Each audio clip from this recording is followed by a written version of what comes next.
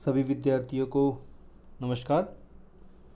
श्री रतनलाल कंवरलाल पाटनी राजकीय स्नातकोत्तर महाविद्यालय किशनगढ़ के यूट्यूब चैनल CCE राज किशनगढ़ पर आप सभी का स्वागत है।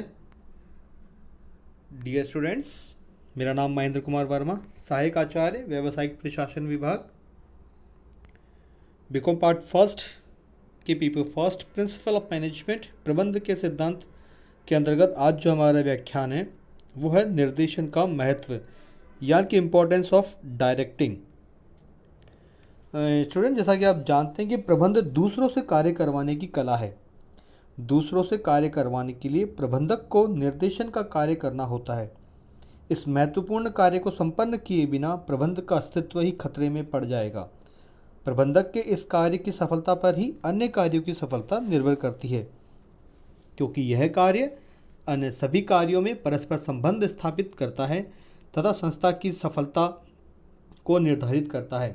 इसके व्यापक महत्व के कारण ही प्रोफेसर डिमॉक ने इसे प्रशासन का हृदय यानी कि हार्ट ऑफ एडमिनिस्ट्रेशन कहा है।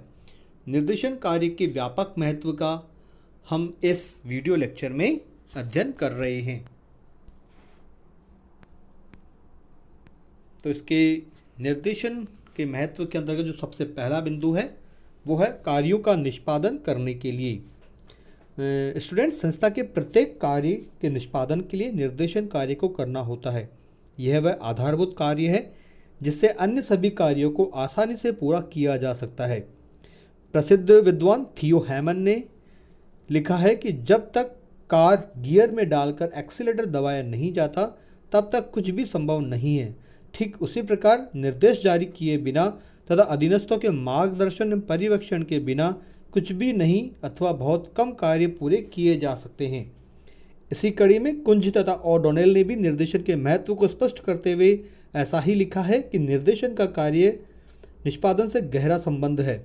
एक व्यक्ति नियोजन कर सकता है, संगठन कर सकता है तथा कर्मचारी को नियुक्त कर सकता है, परंतु वह तब तक कुछ नहीं कर सकता जब तक कि वह अपने अधीनस्थों को यह नहीं सिखा सकता कि उन्हें क्या करना है। संक्षेप में हम कहें कि सभी कार्यों का निष्पादन करने के लिए निर्देशन कार्य को सर्वोपरि आवश्यकता होती है। दूसरा जो बिंदु है वह है वास्तविक कार्यों तथा योजनाओं या निर्णयों में दूरी को पाटना। निर्देशन से वास्तविक कार्यों तथा पूर्व नियोजित कार्यों से निर्णयों के बीच की दूरी को पाटा जा सकता है। निर्देशन में प्रबंधक यह देखता है कि कार्य पूर्व निर्धारित योजनाओं या निर्णयों के अनुरूप हो रहे हैं अथवा नहीं। यदि नहीं तो यह आवश्यक मार्गदर्शन एवं आदेश निर्देश देता है। इससे इस कार्यों में रही कमियों को दूर किया जा सकता है और योजनाओं के अनुरूप कार्यों को पूरा किया जा सकता है। थर्ड पॉइंट है अन्य प्रबंधकीय कार्यों के संयोजन में सहायक। निर्देशन वह कार्य है जो प्रबंध के अन्य सभी कार्यों के बीच की कड़ी है। नियोजन एवं संगठन प्रबंध के प्रारंभिक कार्य हैं, जबकि नियंत्रण प्रबंध प्रक्रिया का अंतिम कार्य है। निर्देशन इनके बीच का कार्य है, जिसके एक और नियोजन एवं संगठन का कार्य है तो दूसरी ओर नियंत्रण का कार्य है। निर्देशन कार्य के द्वारा ही इन शेष कार्यों में संयोजन संभव है। शेष कार्यों की सफलता निर्देशन कार्य को सफलता में निहित है। फोर्थ पॉइंट है प्रभावकारी समन्वय की प्राप्ति में सहायक। निर्देशन में संस्था में प्रभावकारी समन्वय की प्राप्ति संभव है। हैमन का तो यह कहना है कि समन्वय प्रबंधकीय निर्देशन का एक आवश्यक सह उत्पाद है। प्रभावकारी निर्देशन से संस्था के सभी व्यक्तियों, विभागों तथा कार्यों में समन्वय के साथ साथ बाहर के पक्षकारों, सरकार, ग्राहक, प्रतिस्पर्धी संस्थाओं इत्यादि के साथ भी प्रभावकारी समन्वय आसानी से स्थापित किया जा सकता है। फिफ्थ पॉइंट है मानवीय संसाधनों का विकास। प्रभावकारी निर्देशन संस्था के मानवीय संसाधनों का समुचित विकास करने में महत्वपूर्ण भूमिका निभाता है। प्रबंधक निर्देशन कार्य के अंतर्गत कर्मचारियों को आदेश निर्देश ही नहीं देता बल्कि उन्हें अभिप्रेरित भी करता है तथा उचित नेतृत्व भी प्रदान करता है। उचित अभिप्रेरण तथा नेतृत्व में से मानवीय संसाधनों की क्षमताओं एवं योग्यताओं को पूरा विकसित होने का अवसर मिलता है। सिक्स्थ पॉइंट है उद्देश्यों की प्राप्ति में सहायक। निर्देशन संस्था ही नहीं कर्मचारियों के व्यक्तिगत एवं सामूहिक उद्देश्यों की पूर्ति में भी सहायक है। प्रभावकारी निर्देशन के द्वारा प्रबंधक संस्था में ऐसा वातावरण उत्पन्न कर सकता है जिससे संस्था के उद्देश्य को प्राप्त करना आसान हो जाता है। इतना ही नहीं, इस वातावरण में संस्था के कर्मचारियों के व्यक्तिगत एवं सामूहिक सभी उद्देश्य भी आसानी से प्राप्त किए जा सकते हैं। नेक्स्ट पॉइंट है भावी प्रबंधकों का विकास। निर्देशन एक ऐसा कार्य है जिससे भावी प्रबंधकों के विकास में भी सहायता मिलती है।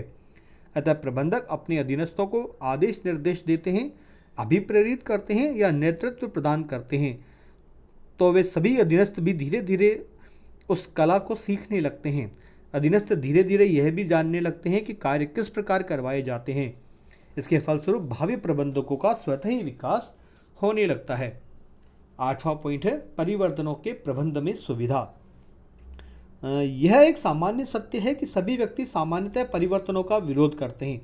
निर्देशन एक ऐसी सतत प्रक्रिया है जिससे परिवर्तनों को आसानी से लागू किया जा सकता है। आदेश निर्देश से ही नहीं बल्कि उचित अभिप्रेरण एवं नेतृत्व के द्वारा व्यक्तियों के विचारों एवं व्यवहार को आसानी से परिवर्तनों के अनुकूल बनाया जा सकता है।